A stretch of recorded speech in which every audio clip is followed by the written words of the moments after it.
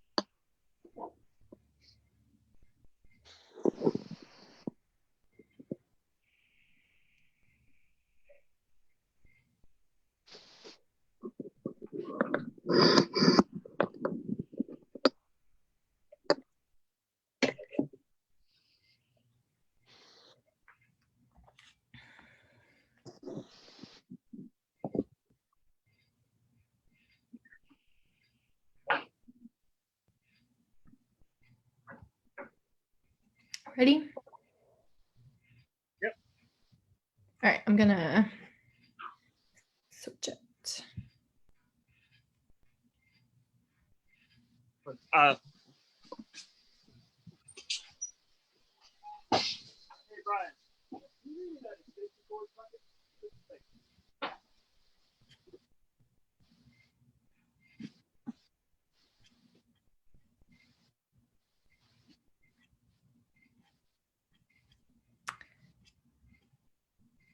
Okay. Hi, everybody. We are here today with Alex Hessler of Virginia Tech Homefield Farms and School of Plant and Environmental Sciences. And he's going to talk a little bit about transplanting. So this is the right time of year if you have transplants that you've grown or bought to start thinking about how you can successfully get them outside for the rest of the summer. So we're going to have transplanting this week, and then we have some container growing, kind of alternative propagation environment of these little sessions coming up for the next 2 weeks, and then we're going to do watering and some other sessions. So I'm going to have a whole full schedule hopefully soon. But for today, I'm going to turn it over to Alex, and he's going to teach you about transplanting. Thanks, Devin. Good afternoon, everyone. Devin, you can hear me all right? Yep, I can hear you. Great. Like Devin said, I'm an instructor in the School of Plant and Environmental Sciences at Virginia Tech, and I'm the director of Homefield Farm, which is Virginia Tech's certified organic student educational farm. We have about 6 acres of organic vegetables, and everything that we grow is provided to the dining halls on campus. I also teach a course called the Sustainable Agriculture Practicum, which is a hands-on course in organic farming and gardening that takes place at the farm. Unfortunately, in light of the current situation, we don't have students on campus, we don't have students at the farm, but we are continuing to grow produce that will get processed and frozen and preserved during the summer in the dining halls, with the hope and expectation that students are back on campus in the fall to eat all of the delicious things that we grow. Today, like many of you all, I'm working from home, and my home is Riverstone Organic Farm. Riverstone Farm is a 25-acre certified organic vegetable farm in Floyd, about 30 minutes away from Blacksburg. And in 2019, my wife, Tiffany, and I, who will be joining us here in a moment, took over the operation, and we're operating it as our own business. Some of you at home may have seen us at the Blacksburg Farmers Market or the Floyd Farmers Market. Maybe you've seen some of our produce at Eats Natural Foods or Annie K's in Blacksburg. We also sell to Wegmans. We have an on-farm store, and we have a CSA. So I'm here as Alex Hessler of Virginia Tech, but we're going to show you some tips and tricks about transplanting at Riverstone Farm that will help you be a better and more successful gardener. Transplanting is one of the easiest ways you can increase your success as a gardener. There's no expensive infrastructure. There's no sophisticated technology. You don't need to have a sophisticated understanding of soil fertility or soil moisture or pest management. With a few basic principles, some simple transplant trays, and maybe a sunny spot or a fluorescent light, you can grow some great vegetable transplants. And there are some really clear reasons why growing transplants can help you be successful with your vegetable garden. And when we're talking about transplants, we're talking about a seed that was planted into a growing container, like something that we have here, and allowed to grow for maybe 4 to 7 weeks in a protected environment. Here we're in our propagation greenhouse where we grow all of our transplants. And once that crop is established, we plant that established crop into the ground, as opposed to putting the seed directly into the ground. There are crops that are almost always transplanted, whether you're in a home garden or on a commercial farm. Things like tomatoes, peppers, eggplant, broccoli, cauliflower, cabbage. These are typically transplanted. Other things like salad mix, carrots, beets, turnips, radishes. These are typically direct seeded. The seeds are put in the ground. And the thing to think about when deciding, is this something that gets transplanted, or is this something that should be direct seeded? First of all, consult the resources that your local extension office has provided. But the basic principle is crops that take a long time to grow and mature, and that get very large and therefore take up a lot of space, are planted very far apart. And it really pays to put an established plant in the ground rather than put a little seed in the ground, because there are a lot of things that can kill little seedlings, maybe even before they germinate. Mice, decay, maybe they just don't germinate because it gets too dry. And if you've got one tomato seed every 2 feet and one of them doesn't germinate, you've got this big empty space that's been wasted in your garden. So it really pays to have the certainty of an established crop in the ground to know that your space is going to be put to use and maximized. We always grow about 20% more transplants than we need. And, on our farm, that means thousands of extra transplants. Maybe for your home garden, that's just, a few extra plants of each, because inevitably some are going to die. Maybe they don't germinate. A rabbit comes and chews them off. So it's always good to just be able to plop a new plant in its place, and you have a full stand. You can't get tomatoes from a plant that isn't there. So again, most of the nightshades, tomatoes, peppers, eggplant, some of the cucurbits like cucumbers, watermelon are typically transplanted, and all of the long maturing, heavy yielding brassicas like cabbage, kale, cauliflower, and broccoli are usually transplanted. However, it pays to really think about planting a lot of things that are normally direct seeded as transplants because of the benefits of transplanting. There's the certainty in crop establishment, but also when you plant an established plant, it's going to yield 3 to 5 weeks earlier than if you planted that seed in the ground. And that's especially true early in the year, like the time of year we are in now. Things are growing really slowly outside. It's cold. We still have some frosty nights. The day lengths aren't quite as long as they'll be in the summer. And we could be growing our plants, germinating them, getting them established in the warm, protected, lit environment of our house or a small greenhouse in your backyard. And then when the conditions are more conducive, you can plant that plant in the ground, and it's going to yield several weeks earlier than if you seeded that crop directly in the ground. So pretty much anything can be transplanted. And I highly encourage you all to experiment with transplanting things that you usually direct seeded. There's a couple of exceptions though. Carrots do not transplant well because that taproot that establishes very early after germination becomes the harvested root, and it's going to be stunted if it grows in a transplant cell. Also, things like baby salad greens, where you're sprinkling 50 seeds per foot in a row, just don't lend themselves very well to transplanting, because you wouldn't want to transplant 50 individual little baby lettuce plants. I'm going to show you a little later on when we take a tour of some of our growing spaces, some alternatives to sowing direct seeded lettuce, though, where you can actually grow head lettuce that's harvested like a salad mix. The other big reason is when you put this established plant in the ground, it's already many weeks older and several inches taller than any weeds that are going to get established. So you really get a jump on weeds. It's a lot easier to weed the little baby weeds around an established vegetable plant because it's so much taller than if the vegetable plant is just as tall as the weeds. It's hard to see. Maybe you'll accidentally cut it off. So you can really get a jump on your weeds by growing something that's already mature. You might be asking yourself, well, when do I start transplants? How old should they be?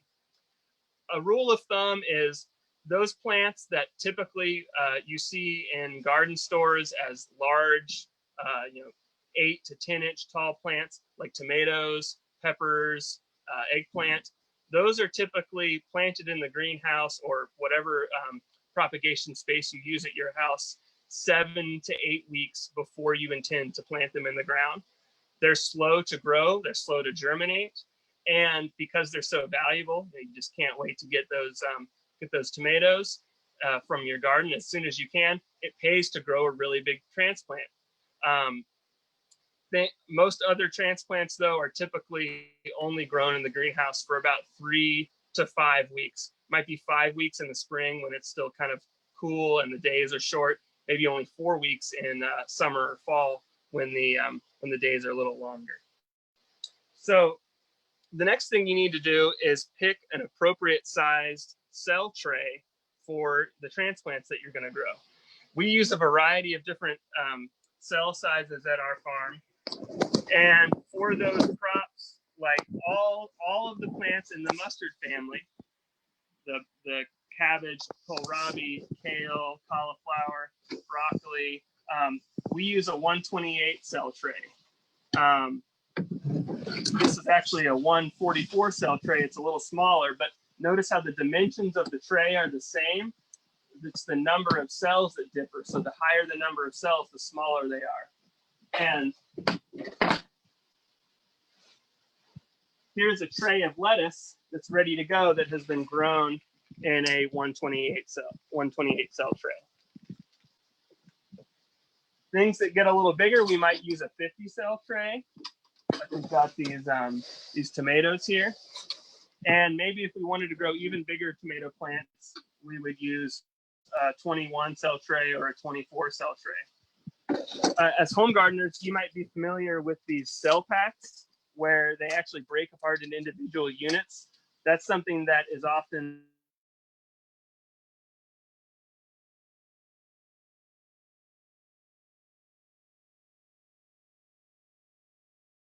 seen in garden center buying, and obviously if you've bought transplants, you ask the right person, you might be able to, not me, you can't have any of my trays, but you might be able to find somebody who would give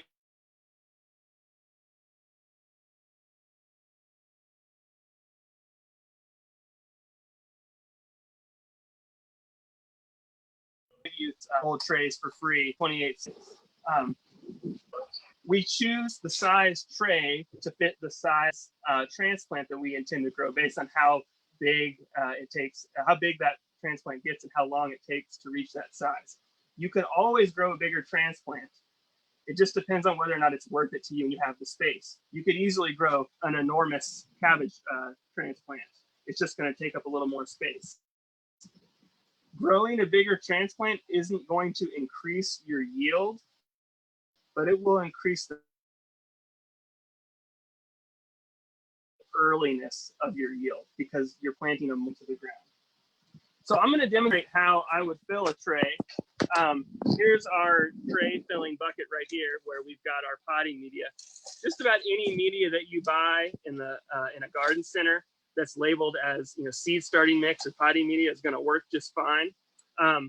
We found that sometimes adding a little bit of organic fertilizer like blood meal or feather meal to the tune of about 1 cup per bag, that might be the equivalent of about a tablespoon per the amount of soil that would fill this tray, gives a little extra boost in nitrogen. But when we go to fill our tray, it's really important that we fill it to the proper density. First thing you do is just kind of load them up there. I'm just spreading it out, but I know that there are probably air pockets in some of the bottoms of these cells that are going to collapse eventually. So I'm going to go ahead and take care of that now. And there's no need to pack these cells real. I'm just going to scrape this off. And I find that it's important to scrape it off pretty clear, because if you have something that kind of looks like this, the roots can actually fuse the cells and it can be problematic.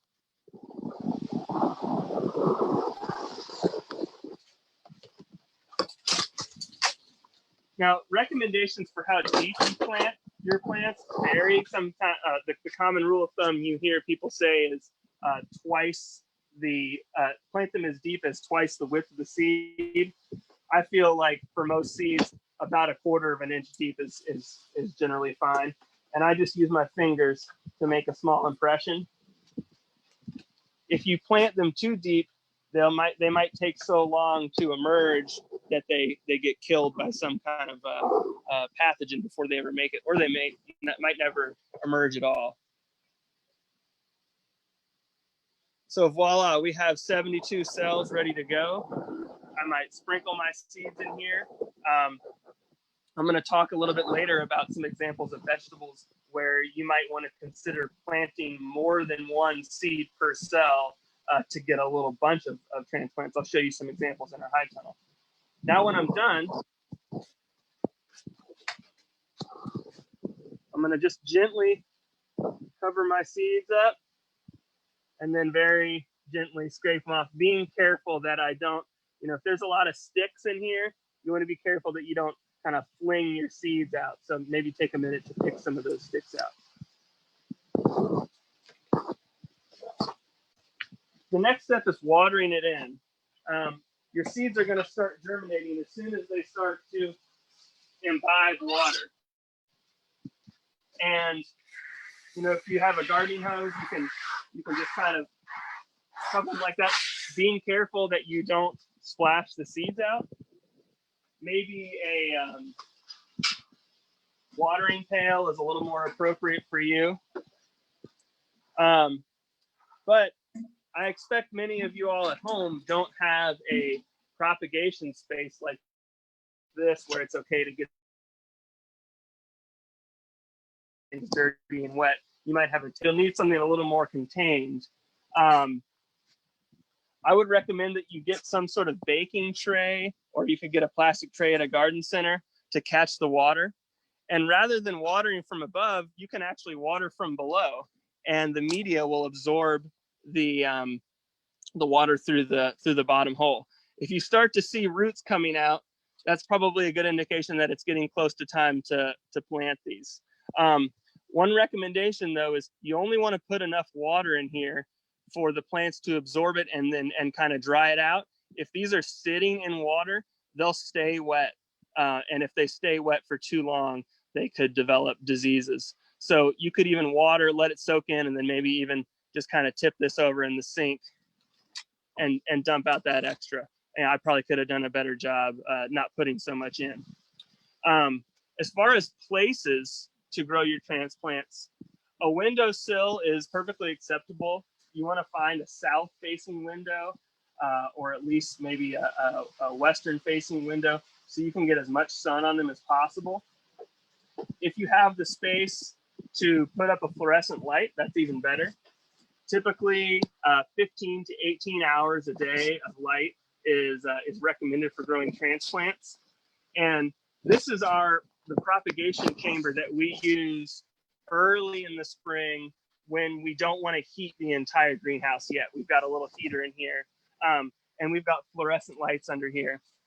We use an inexpensive little light timer. This costs $20, $25, and we can tell it to turn on for 15 to 18 hours a day and just make that job easier. One thing to consider though is if you do have lights, you should set them up in such a way that you can actually lower the lights down so they're only about 4 inches above the plant. And as the plant grows, you can very kind of steadily lift the the lights up so that they stay about 4 inches above. We can't do that here, but if you're hanging your lights with string or chains, you can just incrementally lift them up. Fluorescent lights, just standard are totally fine.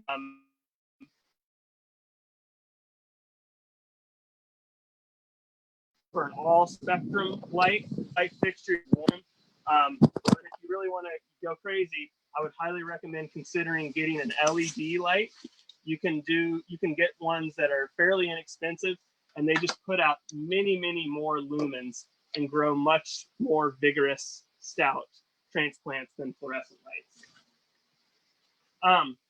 One of the things that you might want to do when you're growing transplants is consider potting them up.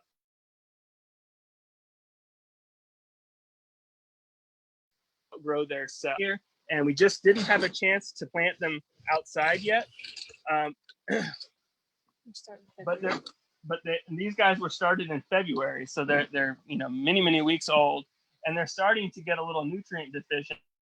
We probably could have done a better job managing soil fertility there, but they're also just crowded, and we might still want to hold on to these plants. So one thing we can do is take this guy in this 4-inch tray and throw some more soil on there. This plant is going to love all of the nutrients and space it now has to take advantage of. We could even do that with these herb cells here. We got some little thyme cells. And these haven't outgrown their cells, but they grow so slowly. They've been in their homes for almost 2.5 months. So they'd really enjoy being put in some fresh soil. Maybe we would take this and put it in a 52 cell tray just to give it a little bump. And one other thing I wanted to show you in terms of using transplants to increase your earliness. These are cucumbers. Cucumbers are easy to direct seed. They're big seeds. They germinate quickly and grow very vigorously, but they're going to germinate and grow more slowly when it's cool outside, even in early spring after your last frost date. So you could start cucumbers, squash, zucchini as a transplant. These guys, grow gangbusters. They're ready to transplant in, 15 to 20 days after they've been seeded. But we've got an established seed. We know exactly, that we know exactly where it's going to be. We don't have to wonder where we put the seeds and if they come up or not. It just gives us a little bit of certainty.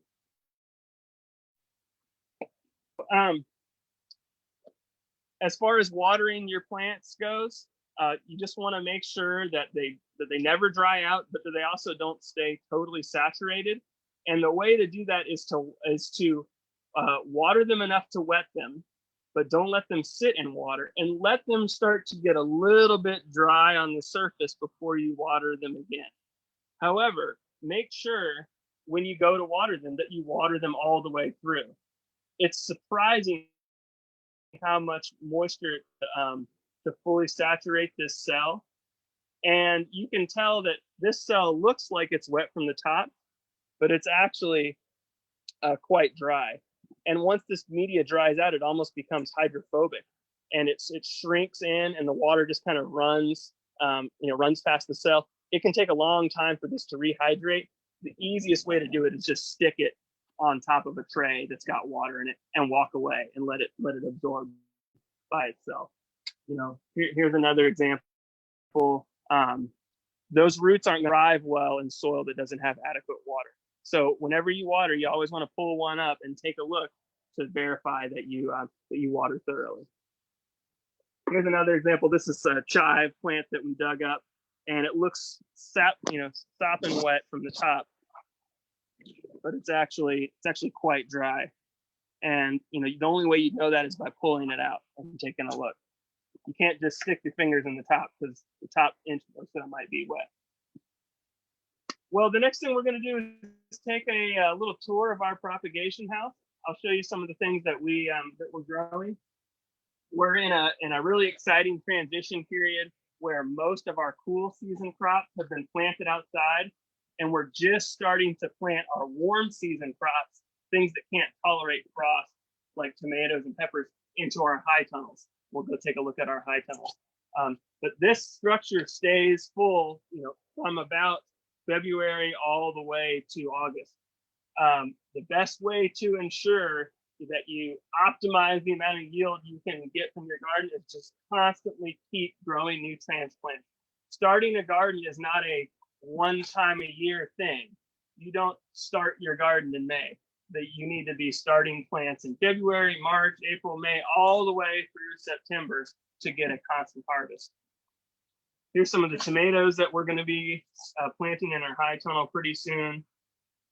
We're experimenting with ginger for the first time this year, and right now we're That's turmeric. We're hydrating the little pieces of ginger here in this coconut coir. We're learning as we go, but hopefully we can have a nice crop of ginger and also turmeric in our high tunnels. It's something that, at least in our climate, it's only going to grow successfully if we do it in a high tunnel. You can see all of our different kinds of lettuce.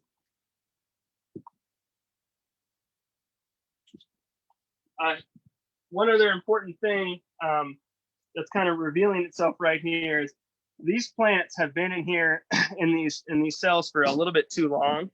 They're also a little bit stressed, and they're starting to put out flowers. Before we plant this plant, and this is true with any flowering vegetable like cucurbits, peppers, tomatoes, eggplant, you want to pinch this flower cluster because this little guy needs to focus on growing roots and leaves and shoots before it starts investing in growing flowers and fruits.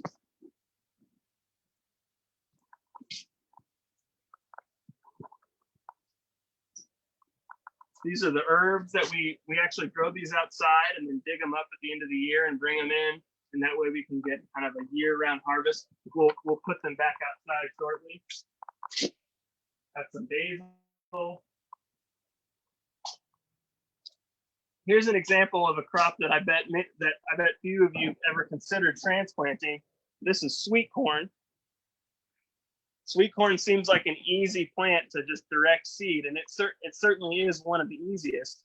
But by growing a transplant, we can get sweet corn many, many weeks before we would be able to get it if we had to wait until the last frost date to plant it outside. We put 2 seeds per cell and space the plants twice as far apart as you normally would, partly because there are 2 plants per cell, but also because in the spring, and if we're really trying to push them to grow early, they're going to be a little stressed. We'll plant these about 15 to 18 inches apart. These grow really fast. They're ready to transplant only 20 or so days after they've been seeded. This chard or beets? Chard. So here's some Swiss chard, the cooking green. And Swiss chard and beets, actually, their seeds are actually fruits that contain multiple seeds. So when you plant one seed, you'll actually get several plants, and that's totally okay.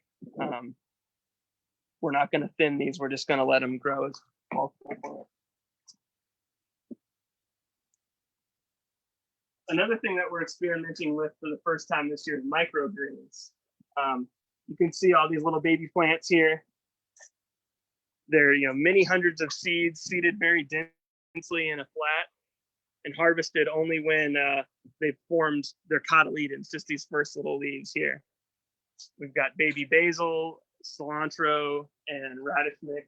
Here's some really pretty baby radish mix that we sell as microgreens. And also everybody's favorite, the pea shoots.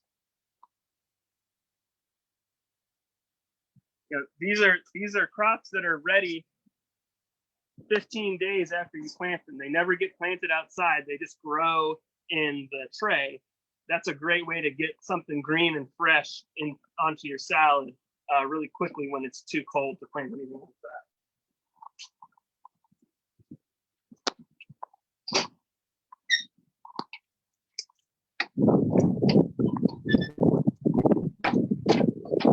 So we've got about 15 acres of field space here to grow vegetables outdoors, but right now most of our energy is focused on growing plants in our high tunnels.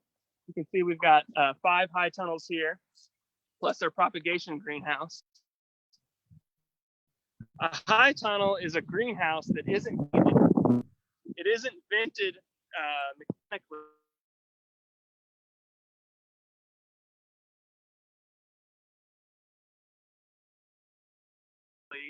To passively roll side, allowing wind to blow from the elements and the cold can do to boost crop quality and growth. Not only does it keep the wind off the plants, which obviously can damage them when it's cold, but also can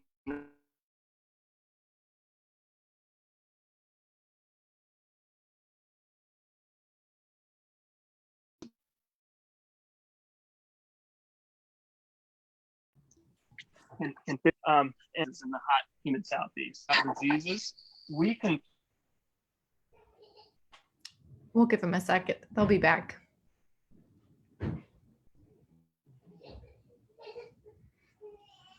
It's a danger of filming outside. There we go. Are we back? We might have lost the audience for a little bit. Are we good, Devin? Perfect. Yep, great.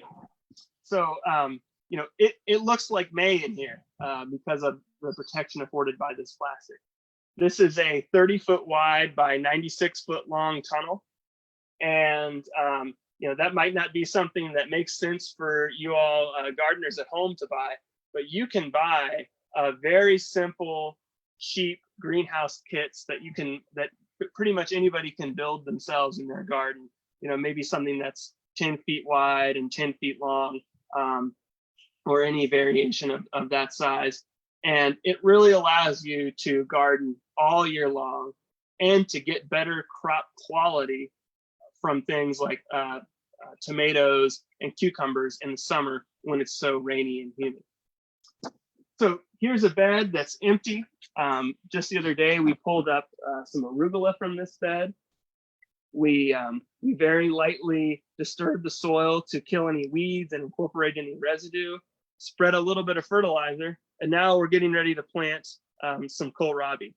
So I'm going to show you a couple tricks that I use to lay plants out on a garden scale. I think it's important to lay your plants out in straight rows for a couple of reasons. One, it's beautiful. It's just pleasing to the eye. We want our gardens to be beautiful and some of us, you know, and feel orderly.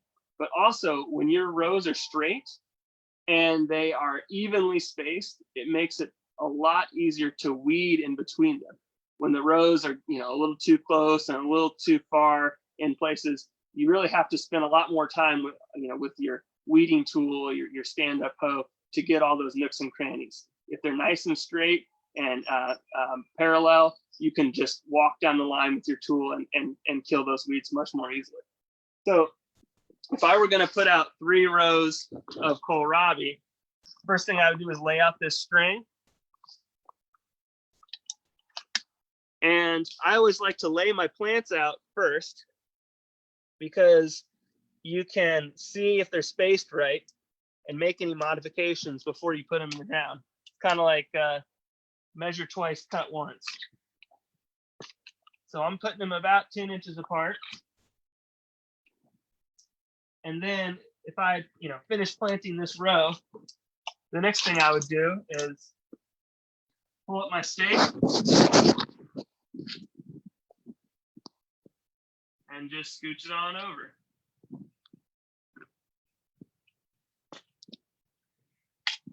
Now I can plant my second row. Something you can do to maximize the amount of space that your plants have to spread out is to alternate the spacing in between the plants. Rather than planting this row directly across, I'm going to alternate it like that.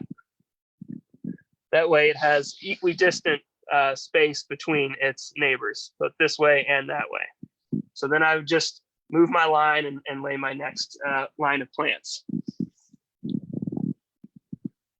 Another trick is to take a garden rake and cut a few pieces of PEX.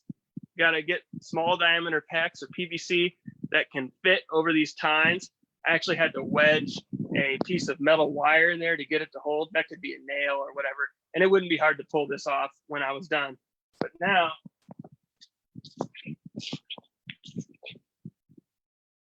I can just go down my row and make my lines like that.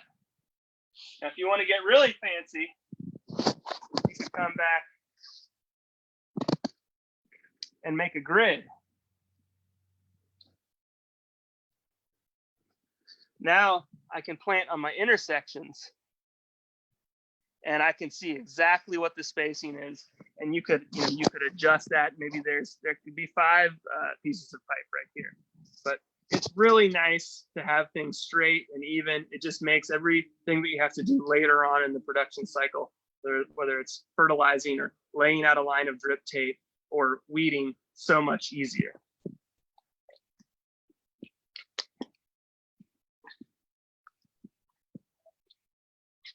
So now it's time to plant our transplants. The first thing you want to do is make sure that it is fully wet. We saw some transplants earlier that were a little dry down low, and before you come out to the garden to plant, you want to give them one last water and give them a check.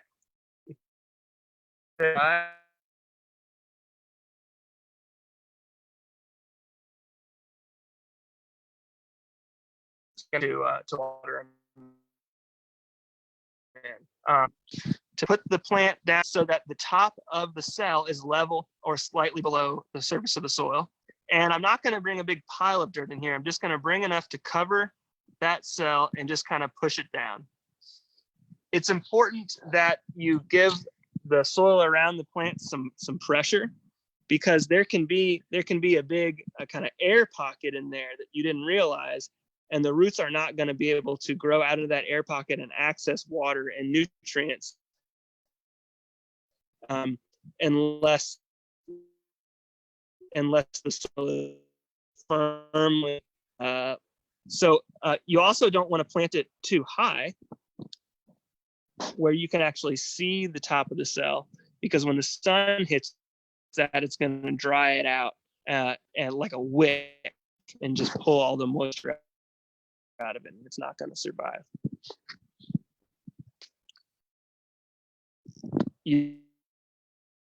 Of the plant where the new leaves emerge, that can cause it to get attacked by pathogenic organisms. The exception to this rule would be peppers, tomatoes, and eggplant, as well as watermelon. All of those things root adventitiously from their stem. When their stem is underneath the ground, it senses the moisture and darkness and switches from growing leaves to growing roots. And that's a great way to force the plant to focus on building a really strong, healthy root system before it invests energy into growing vegetatively. One other thing that you want to watch out for is, just making a small depression and bringing the soil up to it in a little mound. This soil is going to dry out much more quickly than the soil in the main profile of the bed. It's exposed, it's got a lot of surface area, it's going to get hit by the light and the wind. I highly discourage this technique.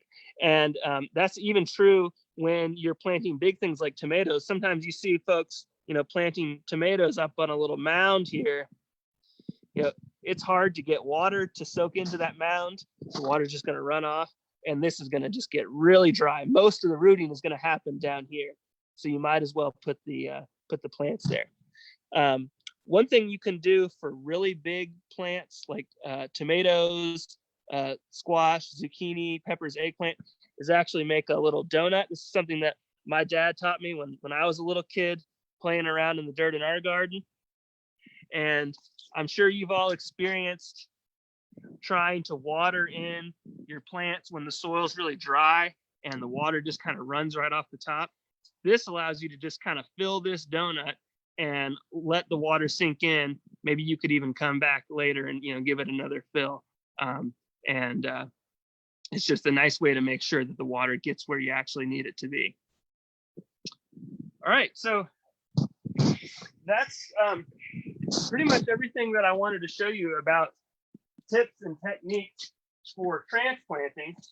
I thought I'd give you a little tour of our high tunnels, which is where most of our production is happening right now. This has been our main salad greens growing tunnel. Most of the things in here are direct seeded because we're seeding 50 seeds per foot in these lines. You can see these lines of greens. This stuff has been recently harvested, but it will grow back. This is a type of salad mix that will just keep growing back. We've got some baby kale. You know, all of these plants would produce mature plants, but we're harvesting them when they're young. Yes. Pocket knife. This is another interesting type of lettuce that we've been experimenting with recently. This is called Salanova. It's sold by Johnny Seeds, and it's a head lettuce that produces leaves that are all roughly the same size. They're all very small and frilly and delicate, and they join together at a central point that is roughly level on the plant. They don't extend up the central point of the plant.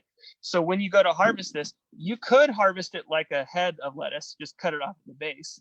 But what we do is we grab the leaves and we cut it about 2 inches up from the base of the plant.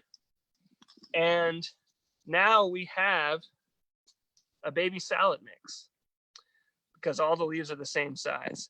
And because these leaves are mature, they're much stouter and crunchier, and they have a longer shelf life than traditional baby salad mix. It will regrow. We can actually cut this 3 or 4 times when it's cool in the spring or fall, maybe only once or twice in the summer. And since we didn't damage the central growing point, it will actually regrow. I'll probably clean up some of these lower leaves just so they're not in the way later. We've alternated different colors so that when we harvest them into a bin, we get a mixed salad mix. Another neat trick for transplanting that we're demonstrating right here is interplanting. There's a lot of information out there about what plants like or dislike growing next to other plants. That's not something I'm very familiar with, but what I do know is that some plants are started and planted earlier than others, and plants have different morphologies. Some are very low, some are very tall. So we can take advantage of those different planting times and morphologies to make the most use of our space. So we've got these peas that we planted in a single row, and they're going to grow very tall. And we've got all this extra space around them that doesn't need to go to waste. So we can plant this very low growing lettuce next to it. And by the time these peas are really tall and maybe even excessively competitive against the lettuce, this lettuce will be long gone. We will have harvested it several times and pulled the plants out.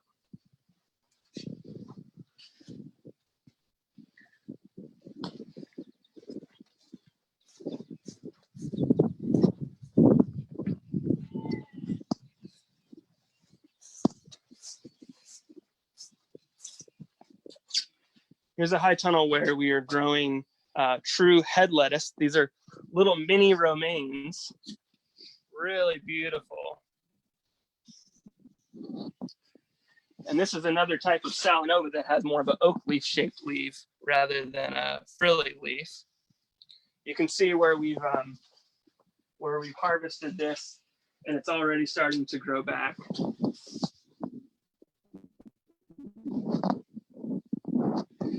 Then over here, we've got some more head lettuces, and we left that space open in the middle because later this week, we're going to plant eggplant. The eggplant's very small. By the time the eggplant really needs to spread out, we will have harvested these lettuces, and the eggplant will be able to spread out uninhibited.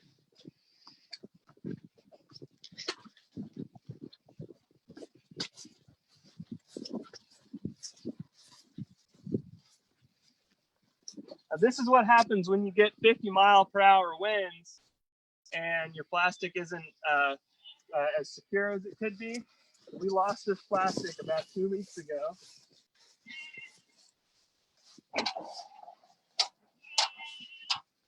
But it's a great opportunity to show you all another type of season extension material that you can use at your home garden. This is row cover. Some people call it fleece or remay. And you can buy this at most garden centers. It's a sort of spun-bound nylon fabric.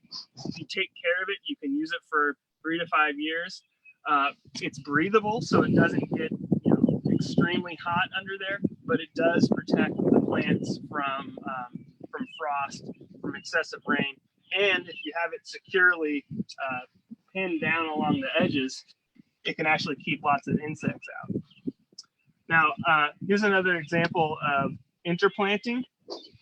We've got peas. These are actually transplanted. That's why they're so darn big.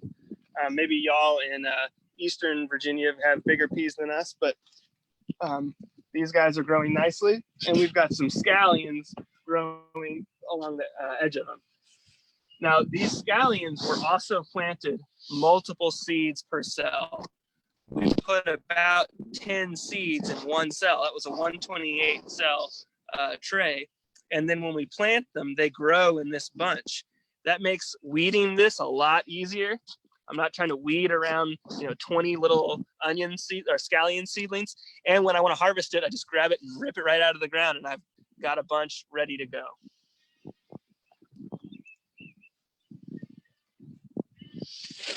Take a peek under our row cover. Is our Swiss chard trying to hang in there on those last cold nights of April.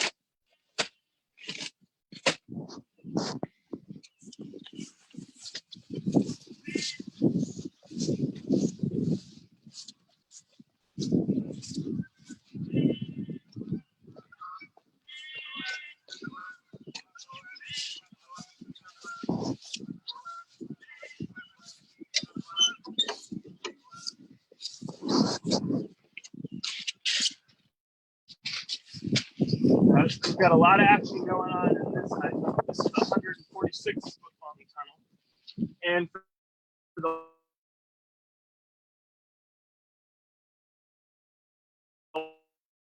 beets over there, and those are growing on the edges of our beds. And in the middle of the bed, we left it open so that we could plant tomatoes. By the time these tomatoes are big enough, they will shade and outcompete the beets. We will have pulled the beets out, and the tomatoes will be able to take up all of this space. And just like some of the other crops that we looked at, these were actually planted about 2 seeds per cell. Now remember, beet seeds are actually fruits that contain 2 to 3 seeds. So if you plant 2 seeds per cell, you're going to get about 4 or 5 beets in that cell. And we just spaced the plants out so that those beets can expand out on each other. And look how much easier it is to weed the soil around here and take care of this plant. Somebody's just starting to string up our tomatoes. These are indeterminate tomatoes, so that means they basically never stop growing. We prune them to a single leader and trellis them up this string. And when they get up to the top, we strap coffee cans to our feet, not really, and we take down that hook and unspool some string and lower it down a little bit. That's a perfectly fine approach if you all have structures like this, but if you don't, you might end up wanting to grow them in large cages, or if you're growing determinate tomatoes, which reach a certain size and then stop, the Florida weave method is probably more appropriate, where you actually pound stakes in between the tomatoes and tie the tomatoes to the stakes. All right, we'll check out our last tie tunnel.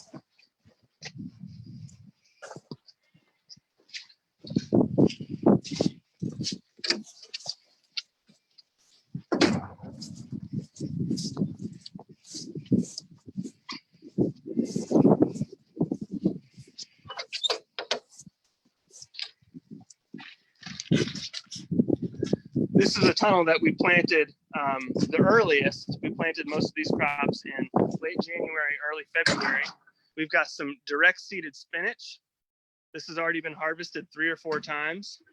And we've got some carrots. And we're just starting to pull some baby carrots. These are the sweetest carrots you've ever had. Carrots really have an exceptional flavor when it's cool out. So we've got several different plantings that will mature at different times. And one last trick I wanted to show you all. You take away two things from this video. One should be consider transplanting to just increase the certainty and quality of your plants. And also consider using some sort of weed barrier fabric or plastic to help you stay ahead of the weeds in the garden. Nobody likes to weed. We hate weeding. We still have to do plenty of it, but we've got a lot of people. We've got various tools to help us. But where we can, we like to use a weed barrier plastic and actually plant through the plastic. Not only does this prevent weeds from growing, but it also warms the soil and the plants grow faster. It conserves moisture in the bed, so we don't have to water as frequently. Now, this is a kind of plastic that commercial growers buy that they use to plant acres and acres of crops through, and it is rolled out by a machine. What's probably more appropriate for you all at home is to use landscape fabric, which is typically available at most home improvement stores. That's a more durable woven tarp-like material, and that can be used for 10 or 15 years if it's well taken care of. It's very sturdy. You can see how delicate this stuff is, but you can actually burn or cut holes in it and reuse it year after year. And the other nice thing is it does let some water through. You can tell we actually have drip tape under this, and here's our trickle irrigation underneath the pipe. That's a whole nother subject, but it's really nice to be able to have our water source underneath the plastic and not have to worry about weeds growing. Well, I hope you all enjoyed the video and that you learned a little bit about transplanting and got to see some beautiful images of all of the diversity of vegetables that we grow out here. It's one of the reasons why we love being farmers, is just being surrounded by all this plant life, getting to watch things grow, and of course getting to eat things straight out of the field. So I hope you all get to enjoy those same things at your home garden, and I wish you best of luck. Thank you, Alex. That was an awesome presentation. I was taking notes. There are a couple questions here for you. In addition to a lot of people freaking out about your kind of lettuce, everyone's going to go try and order the lettuce from Johnny's. It's sold out. It's sold out. For next year, maybe. Yeah. So the first question, a couple people asked about seed warming mats. If you're starting seeds indoors, would you recommend a warming mat? It can never hurt, and it's very effective for warm season crops like tomatoes, peppers, eggplant, and watermelons. Their optimal soil temperature for germination is about 85 degrees. So it really helps to have a warming mat for those crops, especially. So yeah, I would definitely recommend that if you're serious about growing those plants indoors. And then another question about how do you know when it's time to start moving your transplants outside? Yeah, that's a great question. Well, hopefully you have you've determined when you want to plant those plants outside, and back calculated from the outdoor planting date to determine when to start your transplants. And as I mentioned before, that's usually 4 to 5 weeks for most plants. 7 to 8 weeks for tomatoes, peppers, eggplant, and it might only be 2 or 3 weeks for cucumbers and squash. So you can just kind of expect that they're going to be about ready then. But another way to determine it is pull the plant up, and if the roots have established themselves well enough that they're holding the cell together rather than just falling apart, and you can pull out a cohesive plug, it's probably a good sign that it's ready. If you see that the plants are crowding themselves in the tray, that's another sign that they either need to be planted or potted up. And regarding planting date, I meant to recommend that I recently worked with Cooperative Extension and Devon to update the Virginia Tech publication on recommended vegetable planting dates. So perhaps Devin can put a link to that in the notes for the presentation, but it's pretty easy to find if you just Google Virginia Tech recommended vegetable planting calendar. We created a chart for every growing zone, for every hardiness zone in Virginia, from 6A all the way to 8B, I think, that gives you recommendations for when you can expect to plant and harvest all of the vegetables that you might consider growing in Virginia. So I highly recommend checking that out. Yeah, I'll put the link to that in the description for this video. And then we have been sharing every month the new like a infographic with the whole list on there, but definitely look at the pub. I have it printed out for our growing zone and it's stuck up on our fridge. Awesome. Thank you so much, Alex. That was a great presentation. I'm going to go ahead and end the live video now. And I've been going back through as a Master Gardener account. If anyone has left questions or asked for resources, I will go back through and try and answer your questions and point you in the right direction. So thank you so much, Alex. Let me just go ahead and end the video. Thank you.